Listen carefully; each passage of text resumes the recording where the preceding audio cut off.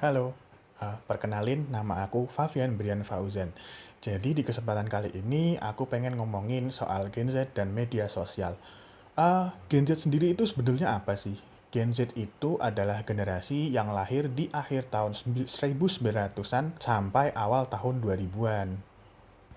Eh, Generasi ini lahir setelah generasi milenial. Saya sendiri sebetulnya termasuk dalam generasi ini karena aku lahir di tahun 2002. Secara karakteristik, Gen Z itu sebetulnya mirip dengan generasi milenial, namun mereka dianggap lebih mampu dalam multitasking. Multitasking itu gimana contohnya? Contohnya ketika mereka ngerjain sesuatu gitu, mereka bisa sambil dengerin lagu atau sambil dengerin orang lain ngomong. Jadi mereka bisa melakukan banyak hal dalam waktu yang bersamaan. Gen Z hidup beriringan dengan perkembangan zaman. Jadi Gen Z ini hidup di zaman di mana teknologi udah ada di mana-mana. Secara modal harusnya generasi ini lebih diuntungkan daripada generasi-generasi sebelumnya. Gimana enggak? Coba mau cari informasi, tinggal akses HP, buka internet, mereka bisa dapat informasi yang mereka penginkan. Mau cari barang, kurang lebih juga begitu. Tinggal akses internet, buka online shop, dan mereka bisa cari apapun yang mereka mau. Pengen bikin konten, platformnya juga udah ada di mana-mana. Misalnya Instagram, YouTube, dan TikTok. Dengan segala bekal yang udah ada, Gen Z ini diharapkan bisa jauh lebih berkembang dari generasi-generasi sebelumnya. Gen Z juga hidup di era di mana media sosial sudah digunakan oleh masyarakat luas. Maka dari itu, mayoritas dari mereka juga aktif bermedia sosial. Ya, gimana enggak, supaya tetap relevan dong dan tetap up to date. Media sosial sendiri menurut saya adalah wadah yang paling oke untuk dipakai orang untuk berekspresi. Gimana enggak? Mereka bisa ngomongin apapun yang mereka suka. Tapi kebebasan ini juga bisa menjadi bumerang bagi mereka. Karena saking bebasnya, informasi yang hadir pun juga sangat luas. Ini bisa ngebuat Gen Z menerima informasi yang seharusnya belum mereka terima di umur mereka, atau hal-hal yang seharusnya dihindari, misalnya soal free sex, alkohol, dan juga narkoba. Di internet bukan nggak mungkin informasi kayak gitu bisa tersebar dengan luas. Apalagi bila pengakses internet itu kurang pengawasan dari orang dewasa. Sebenarnya balik ke pribadi masing-masing sih. Kalau misalnya orang ini bisa kontrol diri mereka di media sosial dan mereka hanya mengambil wawasan yang ada, maka itu akan sangat bagus. Tapi kalau terjadi sebaliknya, gimana coba? Gen Z ini hidup di masa di mana disebut sebagai era pencarian jati diri. Jadi mereka bakal coba apapun yang menurut mereka menarik. Jadi, apapun bakal mereka coba tanpa pikir panjang apa itu akibatnya.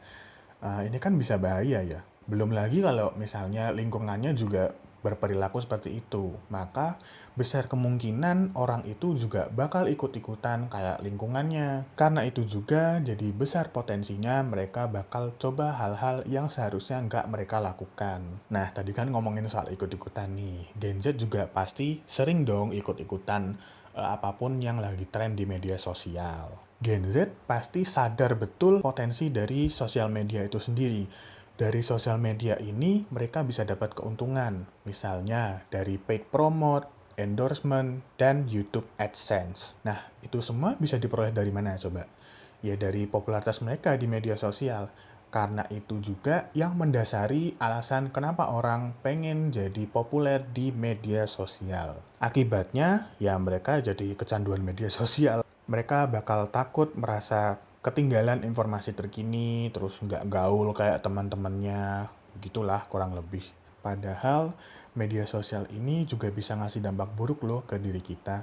Kamu tahu nggak, kalau misalnya kita takut ketinggalan informasi itu juga bisa ngasih dampak buruk ke mental kita. Lihat orang pakai HP mahal sedikit, iri.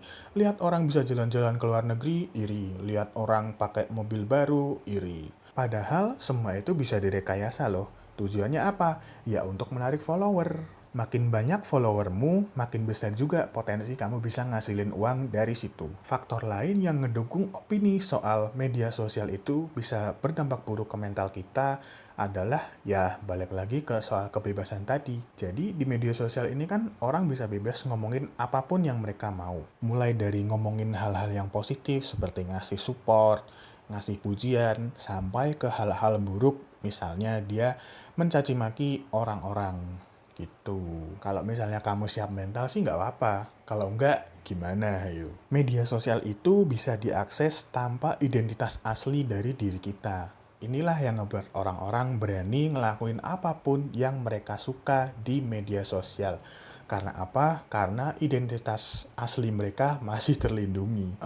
Jadi kesimpulannya, kemajuan teknologi itu secara istilah bisa disebut sebagai pedang bermata dua. Di satu sisi bisa jadi bekal yang nguntungin kita banget. Di sisi lain juga bisa ngerugiin kita kalau kita nggak berhati-hati dalam menggunakan media sosial. Jadi pesanku buat Gen Z atau bahkan buat semuanya ya, bijak-bijaklah dalam mengikuti perkembangan zaman dan menggunakan media sosial. Manfaatin hal-hal yang bisa ngembangin potensi diri kita dan jauhi hal-hal yang seharusnya nggak dilakukan. Oke, mungkin untuk pembahasan kali ini aku cukupin dulu ya. Sampai jumpa di pembahasan yang lain. Dadah.